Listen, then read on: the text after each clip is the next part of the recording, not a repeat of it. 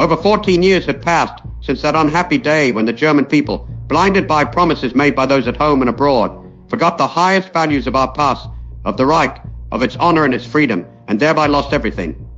Since those days of treason, the Almighty has withdrawn his blessing from our nation. Discord and hatred have moved in, filled with the deepest distress. Millions of the best German men and women from all walks of life see the unity of the nation disintegrating in a welter of egotistical political opinions, economic interests, and ideological conflicts. As so often in our history, Germany, since the day the revolution broke out, presents a picture of heartbreaking disunity. We did not receive the equality and fraternity which was promised us. Instead, we lost our freedom. The breakdown of the unity of mind and will of our nation at home was followed by the collapse of its political position abroad. We have a burning conviction that the German people in 1914 went into the great battle without any thought of personal guilt for the start of the war, and weighed down only by the burden of having to defend the Reich from attack, to defend the freedom and material existence of the German people. In the appalling fate that has dogged us since November 1918, we see only the consequence of our inward collapse. But the rest of the world is no less shaken by great crises. The historical balance of power, which at one time contributed not a little to the understanding of the necessity for solidarity among the nations, with all the economic advantages resulting therefrom, has been destroyed. The delusion that some are the conquerors and others the conquered destroys the trust between nations and thereby also destroys the world economy. But the misery of our people is terrible.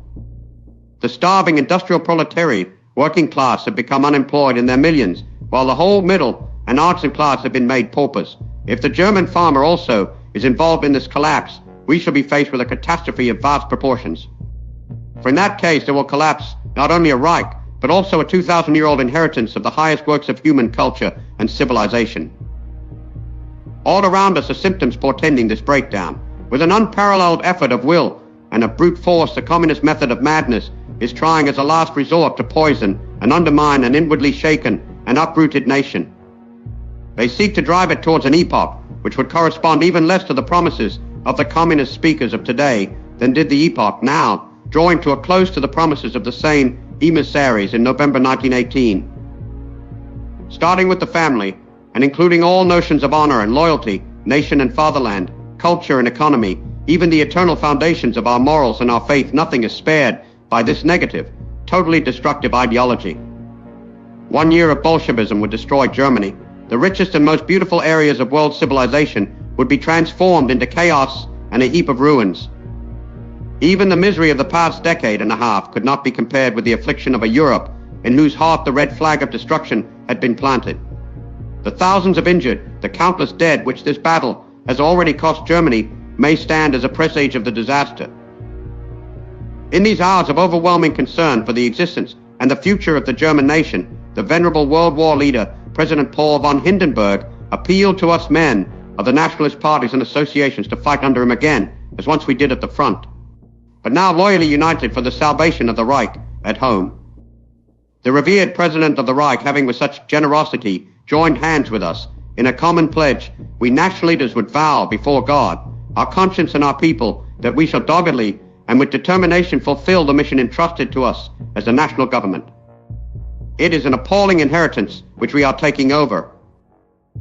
The task before us is the most difficult which has faced German statesmen in living memory, but we all have unbounded confidence, for we believe in our nation and in its eternal values. Farmers, workers, and the middle class must unite to contribute the bricks wherewith to build the new Reich.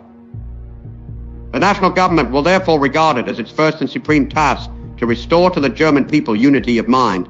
It will preserve and defend the foundations on which the strength of our nation rests. It will take under its firm protection Christianity as of our morality, and the family as the nucleus of our nation and our state. Standing above estates, groups that make up society's social hierarchy and classes, it will bring back to our people the consciousness of its racial and political unity and the obligations arising therefrom. It wishes to base the education of German youth on respect for our great past and pride in our old traditions. Germany must not and will not sink into communist anarchy. In place of our turbulent instincts, it will make national discipline govern our life. In the process, it will take into account all the institutions which are the true safeguards of the strength and power of our nation. The national government will carry out the great task of reorganizing our national economy with two big 4-year plans. Saving the German farmer so that the nation's food supply, and thus the life of the nation, shall be secured. Saving the German worker by a massive and comprehensive attack on unemployment.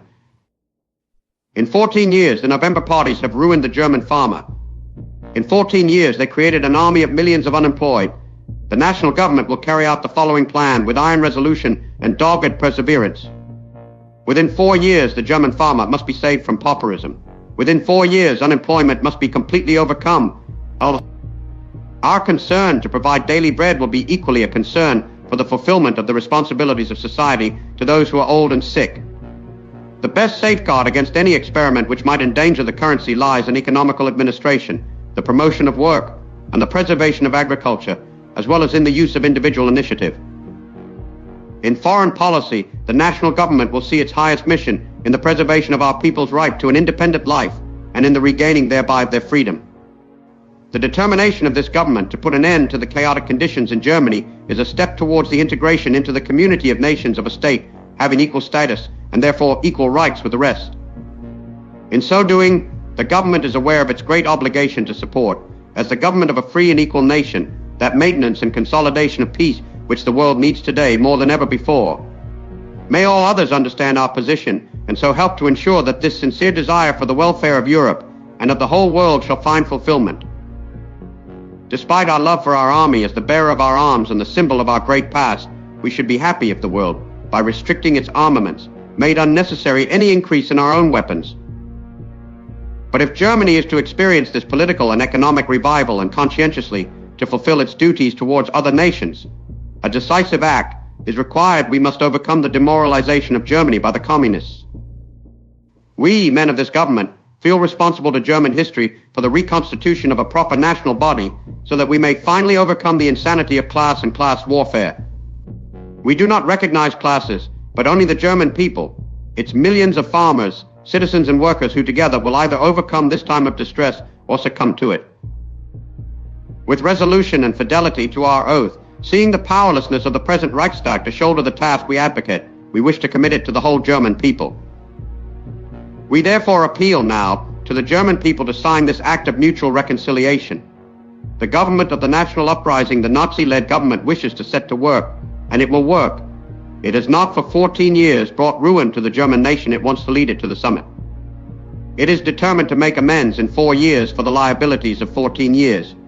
But it cannot subject the work of reconstruction to the will of those who are responsible for the breakdown. The Marxist parties, political parties, including the Social Democrats and their followers, had 14 years to prove their abilities. The result is a heap of ruins.